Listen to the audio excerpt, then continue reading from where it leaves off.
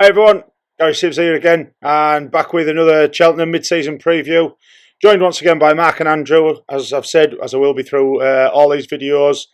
We were hoping to get all of Tuesday's videos up the other day, but I had a little bit of connection trouble at home, so we've got a couple of races to finish off from Tuesdays, and we're going to be getting Wednesday's races done today as well.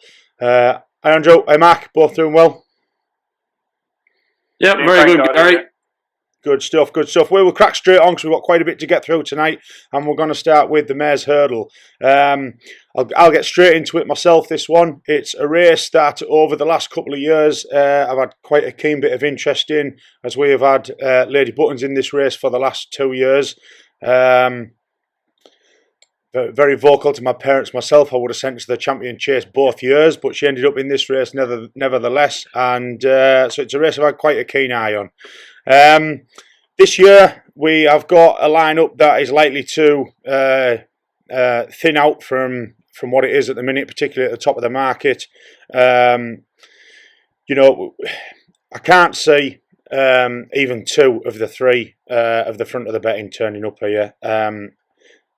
If I was to take a complete stab, I would say that Honeysuckle will go to the Champion Hurdle, as discussed yesterday. I think Concertista will line up here, and I think Benny will, if making the festival, turn up in the chase. That will be my guess. If that's the case, you're going to have a red hot favourite, aren't you? The odds that you're getting at the minute, there's going to be something, I would think, odds on coming into this, and rightfully so. You know, the way above the field these guys are, but looking at it, I think Benny at 5-1 non-runner no bet is a fairly decent price. I wouldn't put you off backing that. You're obviously going to get your money back if she doesn't run. If she does run here, Concertista won't be here because he won't take two stabs in this, and I think that's a fair price for her. So I wouldn't put anybody off backing that, but just trying to find something a bit further down the market. You know, there's a lot in this for me that you know aren't good enough simply to be involved.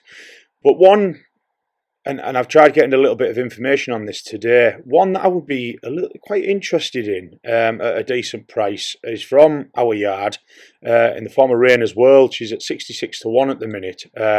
Finished like an absolute train behind Concertista last year in the Novice. She came from, as I think the commentary said, from a different postcode to finish in third place.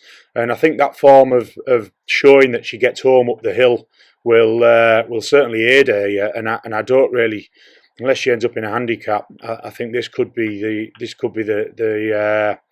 likelihood destination for her. At 66-1, and looking how weak I think the race is in behind the front three, I wouldn't put anybody off having a little dabble there. The Glancing Queen was out today, was quite impressive.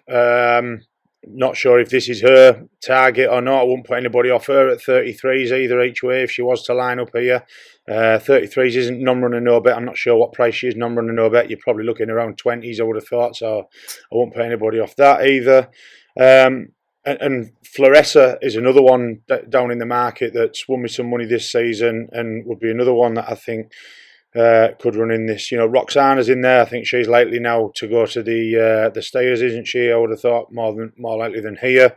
So I think it's a bit of a hard one to pick one out. But if, like I said, we're gonna pick a bet out each. If we had to place one right now, I'd probably split mine, and I'd have an each way bet on Rainer's World and an each way bet on Floressa.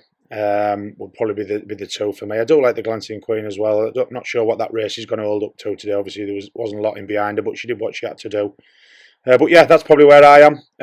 Andrew, yourself? Yeah, look, it's completely dependent on what turns up at the top of the market.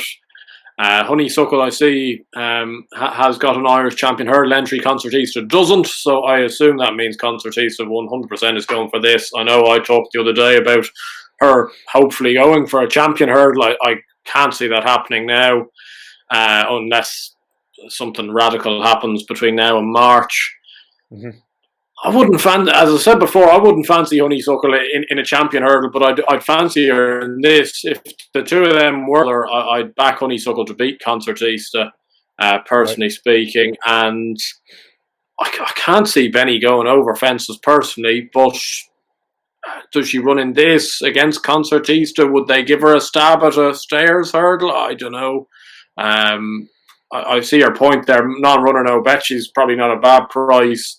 The one I'd take, non-runner, no bet, each way is Elfile, who was third in this race last year. Especially if Honeysuckle doesn't rock up in the race. Kenny Alexander loves having runners in these mares races because he pumps an awful lot of money into mares, and obviously you're taking an awful lot on trust. She hasn't been seen since the festival last year. There must have been a setback somewhere along the way. I know they were planning to go over fences with her this year. I assume that's been ditched for now.